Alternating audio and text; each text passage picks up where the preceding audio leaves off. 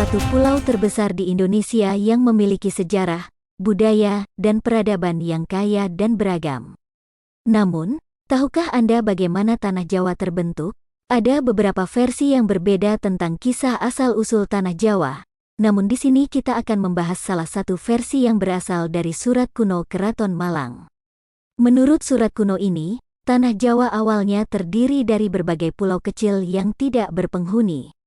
Pulau-pulau ini kemudian ditarik dan disatukan oleh seorang Brahmana agung bernama Sang Hyang Dewa dengan kesaktiannya. Pulau yang terbentuk dari penyatuan ini dinamakan Bumi Ing Jowo Dwipo, yang artinya bumi yang dihidupkan oleh orang Jawa. Sang Hyang Dewa adalah leluhur dari para raja Jawa yang memiliki ilmu pengetahuan dan kebijaksanaan tinggi. Ia juga mengajarkan ajaran Hindu kepada penduduk Jawa dan menyebarkan peradaban di pulau ini. Sang Hyang Dewa akhirnya moksa di puncak Gunung Tidar, dan setelah itu berhasil mengajak para siluman dan lelembut yang sebelumnya mendiami Pulau Jawa untuk menuju jalan kebenaran. Dari keturunan Sang Hyang Dewa, lahir para Sang Hyang Agung, seperti Sang Hyang Citrasuma, Sang Hyang Dinata Dewa, dan Sang Hyang Pancadria, yang menjadi cikal bakal dari kerajaan-kerajaan Jawa yang terkenal.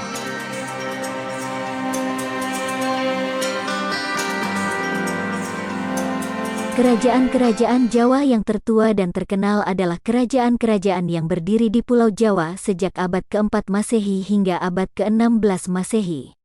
Kerajaan-kerajaan ini memiliki peran penting dalam sejarah, budaya, dan peradaban Jawa dan Nusantara.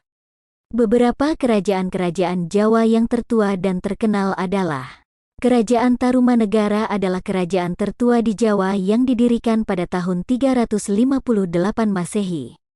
Kerajaan ini berpusat di wilayah yang sekarang menjadi Provinsi Jawa Barat.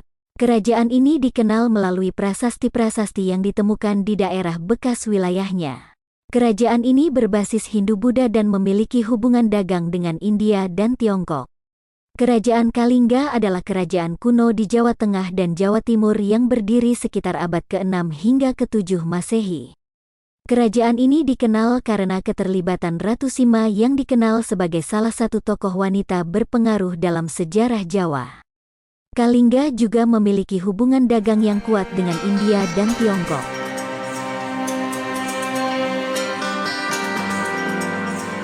Kerajaan Mataram kuno adalah kerajaan besar dan kuat di Jawa Tengah yang berdiri sekitar abad ke-8 hingga ke-10 Masehi.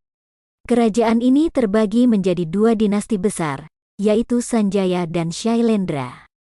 Kerajaan ini mencapai puncak kejayaannya dengan peninggalan berupa berbagai candi megah, seperti Candi Prambanan dan Candi Borobudur. Kemudian Kerajaan Mataram Islam berdiri pada abad ke-16 di Jawa Tengah. Kerajaan ini merupakan kelanjutan dari Kerajaan Pajang yang didirikan oleh Ki Ageng Pemanahan. Kerajaan ini mencapai puncak kejayaannya pada masa pemerintahan Sultan Agung, yang berhasil menguasai hampir seluruh Jawa dan menantang kekuasaan VOC. Kerajaan ini juga dikenal dengan budaya dan kesenian yang berkembang, seperti wayang, gamelan, dan batik.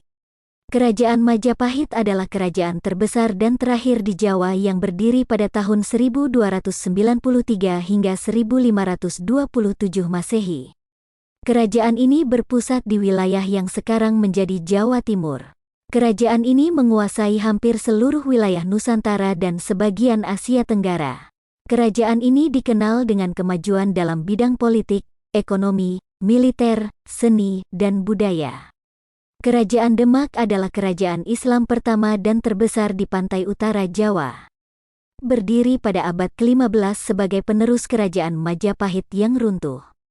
Kerajaan ini dipimpin oleh para wali, seperti Raden Patah, Sunan Kalijaga, dan Sunan Gunung Jati. Kerajaan ini berperan penting dalam menyebarkan agama Islam di Jawa dan Nusantara.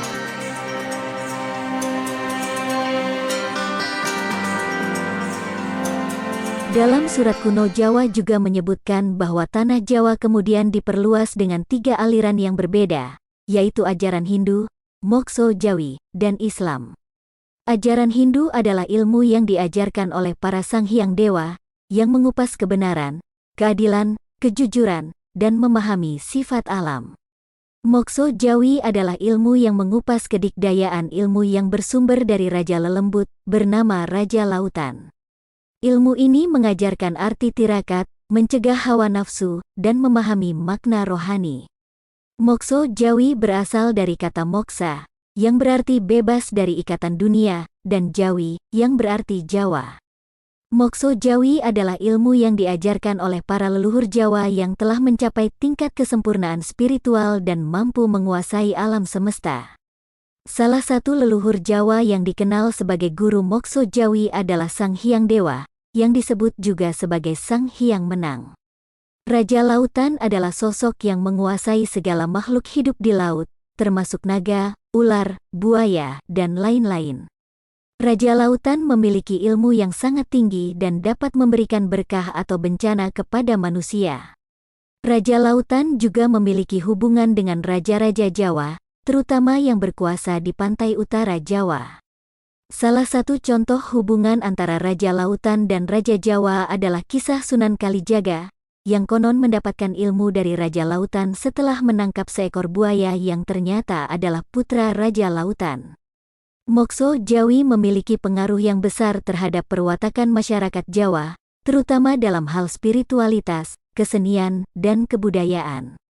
Mokso Jawi mengajarkan tentang cara mencapai kesempurnaan diri dengan melakukan tirakat, yaitu latihan batin yang meliputi puasa, semedi, tapa, dan lain-lain. Tirakat bertujuan untuk membersihkan diri dari hawa nafsu, ego, dan kebodohan, serta untuk memahami makna rohani yang tersembunyi di balik fenomena alam. Tirakat juga dapat meningkatkan kepekaan, kecerdasan, dan kesaktian seseorang. Mokso Jawi juga mempengaruhi kesenian dan kebudayaan Jawa, terutama yang berkaitan dengan simbol-simbol spiritual. Salah satu simbol yang paling terkenal adalah keris, yang merupakan senjata pusaka yang memiliki nilai magis dan sakral. Keris adalah lambang dari Mokso Jawi, karena bentuknya yang melengkung dan berbilah tajam, yang melambangkan alur hidup manusia yang penuh liku-liku dan tantangan, serta kekuatan yang dapat mengatasi segala rintangan. Keris juga memiliki makna filosofis, yaitu sebagai alat untuk menusuk hati sendiri, yang berarti mengenal diri sendiri dan menghapus segala keburukan di dalamnya.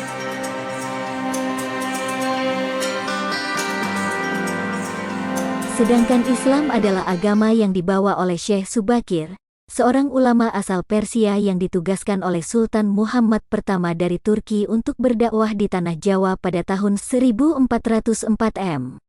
Syekh Subakir adalah seorang ahli ruqyah, yaitu bacaan untuk meminta kesembuhan yang berasal dari Al-Quran dan hadits sahih. Syekh Subakir memiliki kemampuan untuk meruqyah dan membersihkan Tanah Jawa dari gangguan jin dan setan yang menghalangi penyebaran Islam. Syekh Subakir adalah salah satu dari Wali Songo periode pertama, yaitu 9 ulama sufi yang berdakwah di Jawa sebelum kedatangan Wali Songo periode kedua yang lebih terkenal. Wali Songo periode pertama antara lain adalah Syekh Subakir, Maulana Malik Ibrahim, Maulana Ishaq, Maulana Maghribi, Maulana Abdurrahman, Maulana Abdul Jalil, Maulana Abdul Halim, dan Maulana Abdul Karim. Syekh Subakir dikenal sebagai penumbal Tanah Jawa, yaitu orang yang menutup lubang-lubang yang menjadi pintu masuk jin dan setan ke Tanah Jawa. Syekh Subakir juga dikenal sebagai penjaga Gunung Tidar, yaitu gunung yang dianggap sebagai paku atau penyangga Tanah Jawa. Syekh Subakir membangun sebuah pesantren di lereng Gunung Tidar, yang menjadi pusat pendidikan dan penyebaran Islam di Jawa.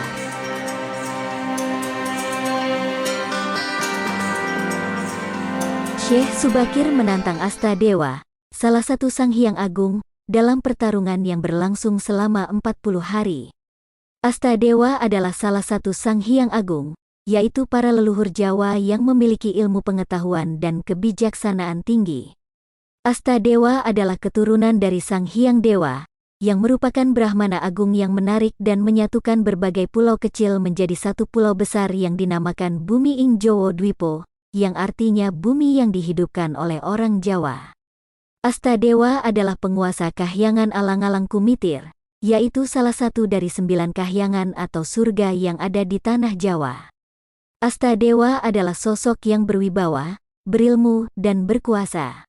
Ia menguasai ilmu Mokso Jawi, yaitu ilmu yang mengupas kedikdayaan ilmu yang bersumber dari Raja Lelembut bernama Raja Lautan. Ilmu ini mengajarkan arti tirakat, mencegah hawa nafsu, dan memahami makna rohani. Syekh Subakir menantang Astadewa dalam pertarungan yang berlangsung selama 40 hari. Pertarungan ini terjadi karena Syekh Subakir ingin menyebarkan agama Islam di tanah Jawa, sedangkan Astadewa ingin mempertahankan ajaran Hindu yang dianut oleh dirinya dan para sanghyang lainnya. Pertarungan ini melibatkan ilmu ruqyah dan ilmu Mokso Jawi, yang sama-sama memiliki kekuatan luar biasa.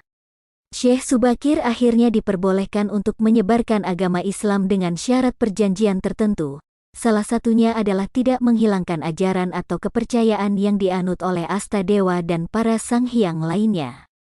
Syekh Subakir menyetujui syarat ini, karena ia menghormati ilmu dan budaya Jawa yang telah ada sebelum Islam. Syekh Subakir juga mengajarkan Islam dengan cara yang santun, bijaksana, dan toleran. Ia tidak memaksakan orang untuk masuk Islam, tetapi memberikan contoh dan teladan yang baik. Demikianlah konten tentang kisah asal-usul Tanah Jawa versi Sang Hyang Dewa dan Bumi ing Jowo Dwipo.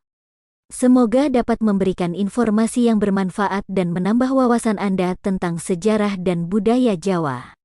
Segala kebenaran kisah tentunya kita kembalikan kepada Allah Tuhan Sang Pemilik Kekuatan dan Kisah Kehidupan.